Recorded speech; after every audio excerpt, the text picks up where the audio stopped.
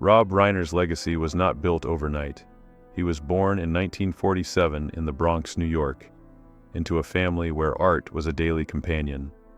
His father, Carl Reiner, was an iconic figure in television, shaping much of post-war American comedy. Growing up, Rob was immersed in the world of storytelling, learning that comedy could be both entertaining and a tool for making people think. Yet, despite this creative atmosphere, Rob felt a certain distance from the world around him. As a child, he wasn't an athlete, nor a standout leader, but he had an acute sense of observation. This quiet detachment gave him the tools to understand human dynamics, a skill that would serve him throughout his career. He was always learning, absorbing, and taking note of the world's complexities without rushing to be seen. The influence of his father. Carl Reiner's towering presence was both a source of admiration and a challenge for Rob. His father was not only a public figure, but also an intellectual powerhouse, creating an environment at home that balanced both creative freedom and high expectations. While Rob respected his father's work, there was an undeniable pressure to carve out his own identity. The comparison between Rob's work and his father's was inevitable, but it led Rob to make a conscious decision. He would pursue storytelling differently. He would balance the humor with more substantial themes, focusing on ethics, choices, and the human condition. This decision wasn't a rejection of his father's influence, but rather an evolution of it, blending comedy with a more complex, introspective approach to storytelling, finding his own path. Despite being surrounded by a family of creatives, Rob often found himself on the outside looking in, especially during his school years. He was often labeled as the showbiz kid and was viewed as different from his peers. His passion for storytelling set him apart, but it wasn't enough to make him a focal point at school. He wasn't a traditional leader or athlete, and he grew used to this quiet space on the margins, where he observed human interactions rather than participating in them directly. This habit of standing apart became a defining trait of his character, one that would shape his approach to both acting and directing. Rob learned early that storytelling was not just about being in the spotlight, but understanding the complex layers of interaction and human behavior.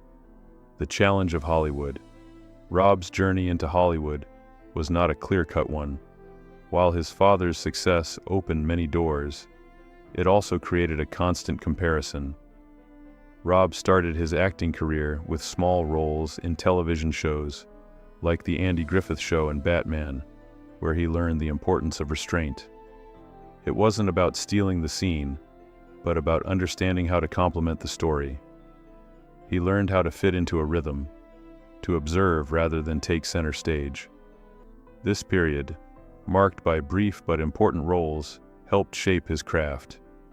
The shift from acting to writing was gradual, but it was in comedy writing, particularly for the Smothers Brothers Comedy Hour, that Rob truly began to develop his voice. A leap into directing. The leap from acting to directing was not without its risks. After achieving significant fame for his role as Meathead in All in the Family, Rob Reiner left the security of television stardom to step behind the camera.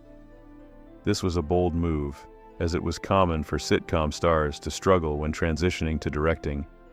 But Rob had a vision of creative control. Along with his partners, he co-founded Castle Rock Entertainment, determined to retain artistic freedom. His first project as a director, This Is Spinal Tap, 1984, was a risky mockumentary that played with the conventions of both comedy and documentary filmmaking. Though it initially flopped at the box office, the film would go on to become a cult classic, influencing generations of filmmakers and redefining what comedy could look like. Early success and establishing a voice. After the experimental Spinal Tap, Rob's next project, The Sure Thing, 1985, was a departure from his previous work, featuring a more traditional romantic comedy. The film wasn't groundbreaking, but it was a confirmation that Rob could successfully transition to mainstream cinema, without losing his unique voice. It was a small, unpretentious film with an emphasis on dialogue and the subtle chemistry between its lead characters. Rob proved that he could handle both the comedic and dramatic aspects of filmmaking with equal skill. But it was his next project that would truly define him as a director. Stand By Me, 1986. Stand By Me. A landmark moment. Stand By Me was not just a coming-of-age story, but an exploration of friendship, loss, and the passage of time. The film, adapted from Stephen King's novella The Body, focused on a group of boys who embark on a journey to find the body of a missing child. What set Stand By Me apart was Rob's ability to capture the fragile nature of childhood and the complexity of growing up. It wasn't about the adventure or the suspense, but about the moments of quiet reflection that come with the realization that life is changing. Audiences connected with the film on a deeply emotional level, seeing themselves in the characters. It became a cultural touchstone, quoted and revisited by generations, and cemented Rob Reiner as a filmmaker who could tell stories that transcended genre. The Princess Bride, a fairy tale for adults. The following year, Rob took another bold leap with The Princess Bride, 1987, a film that blended fairy tale fantasy with sharp wit, humor, and romance. While the film's box office performance was modest, its cultural impact was profound. The Princess Bride quickly became a beloved classic, known for its memorable characters, quotable dialogue, and its ability to blend adventure with a healthy dose of self-parody.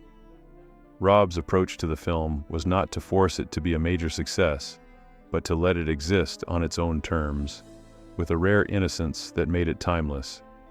The film's enduring popularity over the years showed that Rob's willingness to experiment with genre and tone had paid off. Pushing boundaries with When Harry Met Sally. In 1989, Rob Reiner shifted gears once again with When Harry Met Sally, a romantic comedy that would go on to redefine the genre. The film's sharp dialogue, tightly controlled pacing, and exploration of the complexities of adult relationships set it apart from typical rom-coms. One of the most famous scenes in the film, Meg Ryan's fake orgasm in a deli, was almost cut, as the filmmakers feared it would be too controversial. But Rob insisted on keeping it, as it was essential to the film's candid portrayal of love, loneliness, and human connection. When Harry Met Sally became a commercial hit and is now considered one of the greatest romantic comedies of all time, largely because of Rob's careful balancing of humor and deeper emotional truths. Exploring darker themes with Misery. In 1990, Rob Reiner took a surprising turn with Misery, a psychological thriller based on Stephen King's novel. The film was an unexpected departure from his previous work, but Rob's deft handling of suspense and tension showcased his range as a director. Misery was a masterclass in restraint, using minimalism to create a suffocating atmosphere of dread. It was a sharp contrast to the lighter fare that had made Rob famous, but it demonstrated his ability to adapt to different genres and themes. The film's success proved that Rob Reiner was not just a director of lighthearted comedies and dramas, but a filmmaker capable of tackling complex, darker material. The final chapter. Rob Reiner's life and career were tragically cut short in December 2025, leaving behind a body of work that defined an era of American cinema. He had always believed that stories could make a difference, that through laughter and honest dialogue, people could connect and understand one another. His films, from Stand By Me to The Princess Bride, touched on themes of love, loss, friendship, and the human condition with a sincerity that resonated deeply with audiences. While his death was a tragedy, his films continued to live on, serving as a testament to his vision and his belief in the power of storytelling to shape and reflect the world. Rob Reiner's work, his compassion, and his humanity will forever remain a part of the fabric of Hollywood.